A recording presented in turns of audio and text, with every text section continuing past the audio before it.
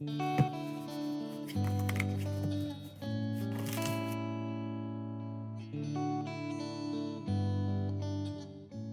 and welcome back to my channel. We're actually starting with our quote, and the quote of the month is by C.S. Lewis.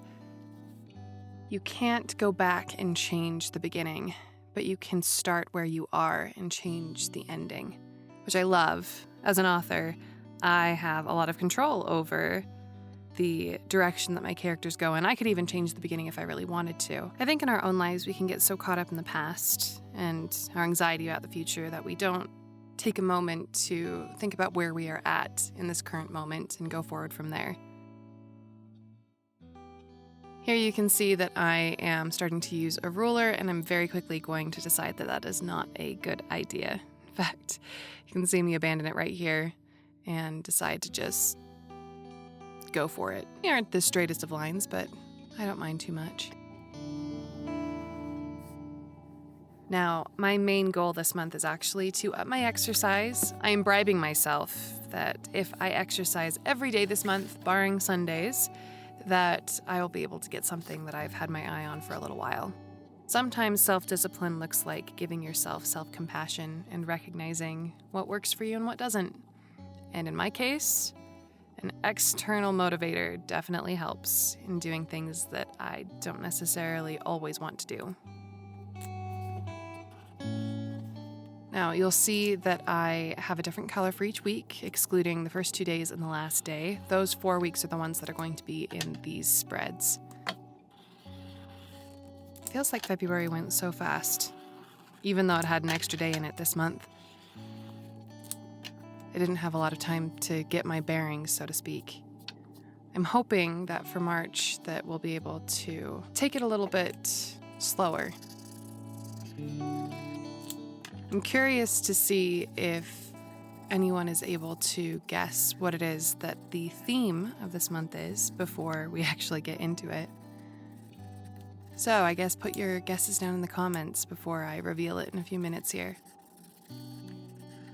Now, watching this back, I can actually see that it could be really confusing what it is that I'm drawing right there, but it's all going to make sense here in just a minute after I outline them.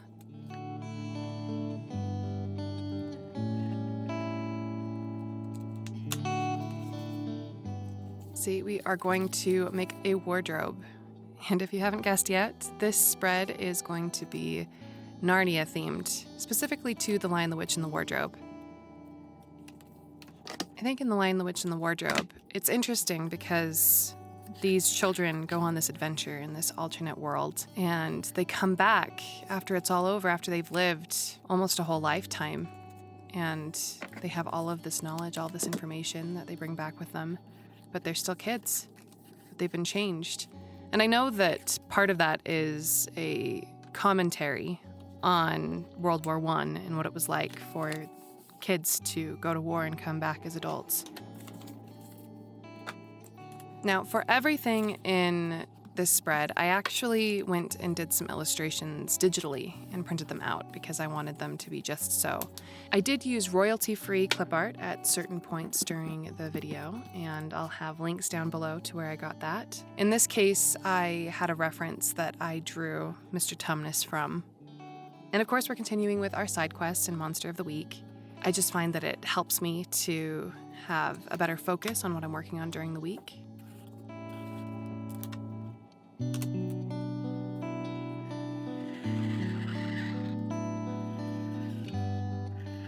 Once again, this is a type of spread that I've used before, not necessarily with all of these elements.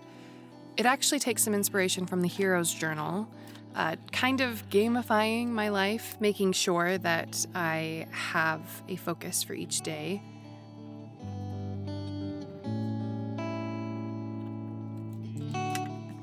So I have my encounters, which are any events that are happening or places that I'm going, notes for if I just need to remember something on a particular day, and of course our main quest, which is the 3 main objectives I have for the day.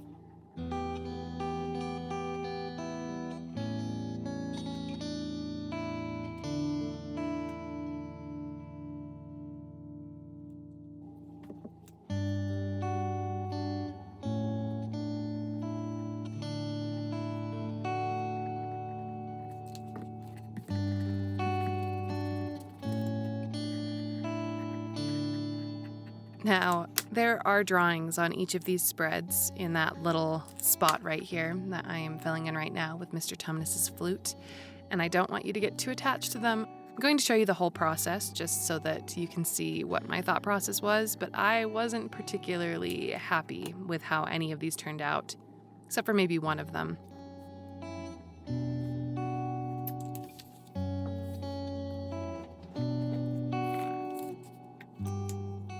Now this right here, we have the beavers, Mr. and Mrs. Beaver, and I've started to have the snow kind of ebb away. Those are such squeaky markers, it's ridiculous. Talking about rewriting a beginning versus an ending. I had someone review my book the other week, and she messaged me privately asking if I had used artificial intelligence or an intern to write part of my book, because it seemed like at the beginning of the book, just in the first chapter, it seemed like a different author than the rest of the book. It wasn't as good. And I sat there and laughed for a second because there wasn't another author. It was just me. I wasn't offended or anything. It was just funny because the author who wrote the end of my novel was different than the author that wrote the beginning. And even though I went back to the beginning and tried to make it better, it still wasn't quite as good because the author at the end of the novel had learned a lot more. I was older and wiser and had more experience under my belt, so of course it would feel like a different author. Now here, I wasn't entirely certain what I wanted to do. When I came up with the idea of doing a Narnia spread, I knew I wanted to do Turkish Delight, and then I chickened out because that's a lot of cubes and a lot of squares, and I wasn't sure how to communicate that. So here I'm like, well, we have beavers, and I was thinking about when they were going to leave their home, when they were escaping before the wolves came, that Mrs. Beaver talks about getting jam and bread. And so I thought that I would draw that. I did think about doing kippers, but I wasn't sure how that would translate. And obviously this didn't really work out.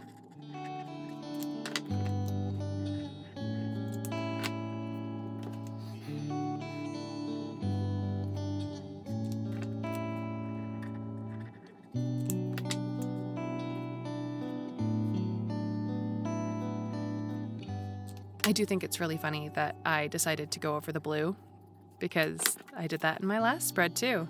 Blue is one of my favorite colors, so I don't know why I keep going over it. Now for week 3, we have a villain, we have the wolf.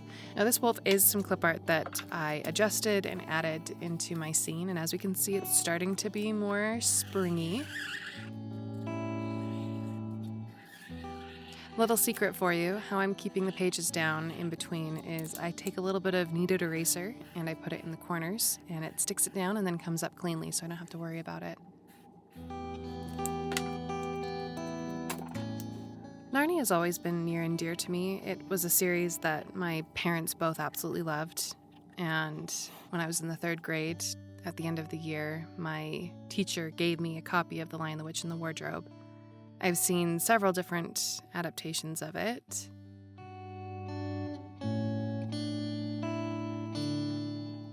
I love the ones that Disney did, but I can't help but adore the old ones from the 80s that the BBC did, especially the Silver Chair. I love the Silver Chair. I think it's probably my favorite Narnia book.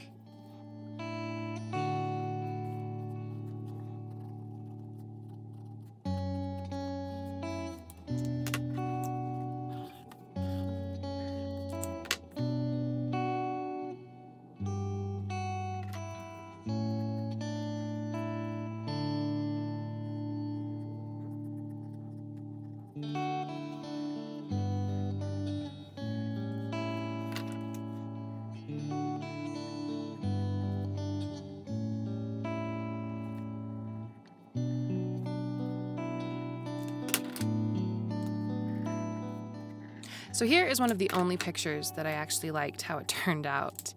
And maybe part of the reason why I went and changed everything, which you will see that in a few minutes, is because since I did the other illustrations digitally, it just looked a little bit off in comparison, but we of course had to put some blood on the sword.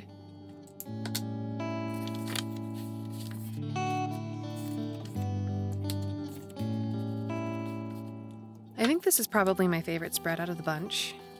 I mean, it's the same basic idea, but I love the color pink. It's one of my favorites.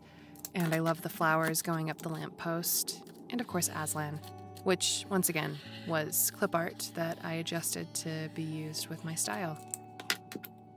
Aslan is actually part of the reason why I did this particular spread. When I was thinking about March and what I could do, I was thinking about how March comes in like a lion and goes out like a lamb. And in thinking about lions, Aslan came up in my mind.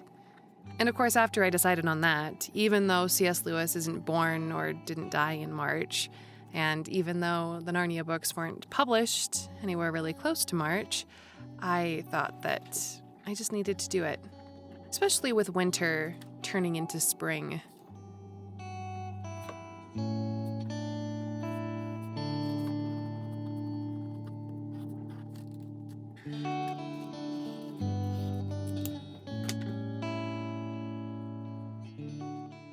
Now here, I tried to save it with a gold pen, and it did not work. It's supposed to be a crown, and yeah. Here is what I ended up doing. I paused the camera, and I went and I drew some little pictures to put in instead with some sayings from the books. So this one is, "How would it be if you came and had tea with me?"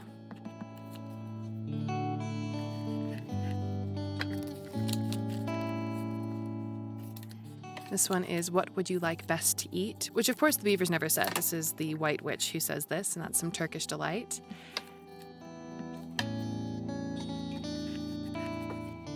This one I think is hilarious because it's the exact same sword. I just drew it digitally. And I actually might like the one that I drew traditionally better than the one that I did digitally. This one says, "Wipe your sword." And then, of course, this one is, "Once a king or queen of Narnia, always a king or queen of Narnia."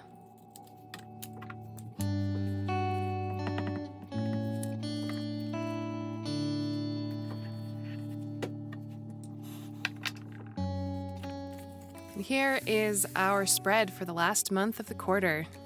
We have our wardrobe with our focus and our goals, leading us into our adventure for the next couple of weeks. I hope that you have a wonderful March, that you're able to accomplish so much, and that you're able to take some time for yourself. Happy March, and love ya. See ya, bye.